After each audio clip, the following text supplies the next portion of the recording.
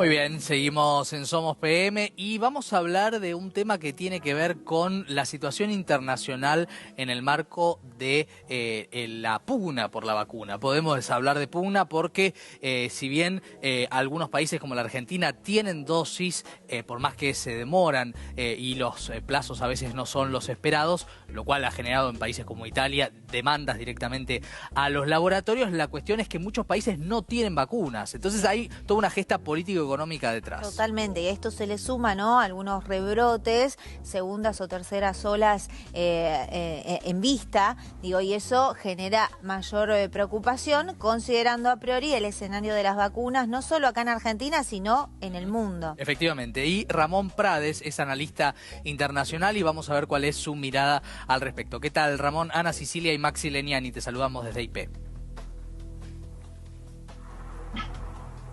Sí, ahí. Ramón, ¿qué tal? Estamos en el aire, buenas tardes.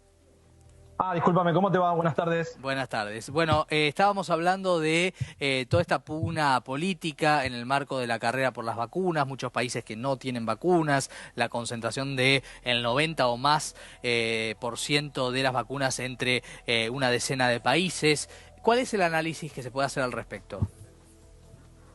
Bueno, es una continuación de lo que vimos cuando arrancó toda esta pesadilla. Si ustedes recuerdan, cuando todo empezó, pasó lo mismo con el material descartable, los barbijos, el alcohol en gel.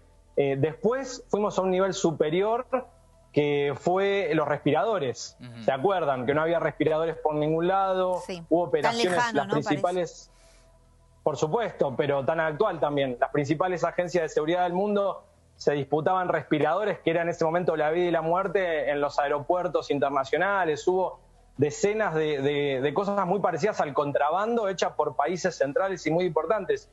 Y hoy vemos un tercer nivel en esa complejidad, que es la vacuna. La vacuna es un engranaje más de eso que vimos al principio, donde los países centrales más desarrollados, más ricos, con mayor capacidad nacional para resolver y darle respuesta a su población, tienen rápidamente el acceso a la vacuna por dos motivos. Primero, porque tienen una inversión en ciencia y tecnología que les permite llegar antes a un descubrimiento, naturalmente. Y después, como por ejemplo en el caso de Canadá, se ve la potencia de fuego de lo que son las economías más desarrolladas y económicamente más robustecidas, y toman decisiones muy contrarias a lo que el Papa Francisco nos está marcando como una ruta a seguir. Por ejemplo, Canadá compró 3 veces más la cantidad de vacunas que requiere para toda su población. Eso quiere decir que además de esa concentración de conocimiento, tecnología, y que legítimamente los países centrales han apostado y han apoyado en un periodo muy profundo de tiempo a lo largo de su historia y les permite tener esta distancia, sino que además vemos la peor cara. Es decir, en un momento donde los grandes líderes internacionales como Merkel, inclusive Estados Unidos, Israel, Rusia, comparan a esto como una guerra, se ve la mejor cara, que es la solidaridad, por ejemplo, que encabeza hoy el presidente Alberto Fernández intentando negociar conjuntamente vacunas para el resto de los países en Sudamérica que no están pudiendo acceder, o la peor cara, que es lo que se llama hoy política de las vacunas o nacionalismo de vacunas, que yo creo que hay que combatirlo de dos maneras.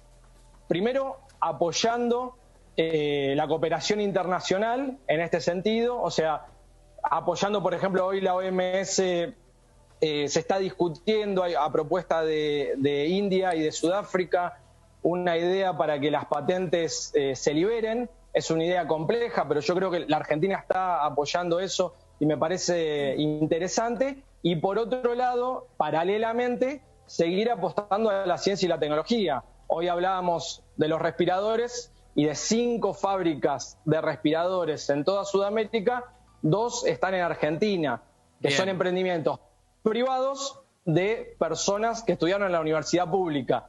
Y ahí vemos cómo se cierra ese circuito. Bien. ¿Cómo estás, Ramón? Buenas tardes, Gabriela Zabordo soy yo. Te quería saludar y hacerte una pregunta vinculada a la situación desigual, ¿no?, que se está dando en los países ricos, en los países pobres en cuanto a la vacunación. Y hay estudios que indican que esto va a marcar enormes pérdidas económicas que también van a tener que afrontar los países ricos. ¿Son conscientes, bajo tu análisis, estos países de esas pérdidas que van a tener que afrontar por esta situación? Sí, naturalmente yo creo que no, que todavía no tienen una magnitud. Hoy escuchaba a un virólogo del CONICET que decía algo peor. Decía, y esto es por ahí el problema que tiene este virus, ¿no? Que si no se termina de inmunizar a la gran mayoría de la población global en un mundo donde no solamente los hombres y mujeres transitan, sino las mercaderías, en esta globalización que vos planteás, probablemente el virus, como ya hemos visto, cambie, mute a diferentes cepas. Y este virólogo planteaba que quizás podría pasar que sea una cepa más virulenta. Y eso definitivamente afectaría también no solamente al comercio mundial, sino al tipo de vacuna que hoy esos países creen que vacunando a toda su población van a ser inmunes por siempre. Es decir, ahí correríamos por mezquindad el peor de los problemas, claro, que es que un país que crea invulnerable en relación a haber vacunado a toda su población, este virus mute y después esa vacuna sea inocua a ese virus nuevo. Yo creo que hay que insistir mucho con esto. En relación a la economía, naturalmente, esta pandemia se cruza en el medio del Brexit. Estamos viendo lo que está pasando en Europa. Hoy sí, Francia y Alemania disputándose a qué laboratorio se compran. Es decir, vemos las fracturas dentro de la Unión Europea.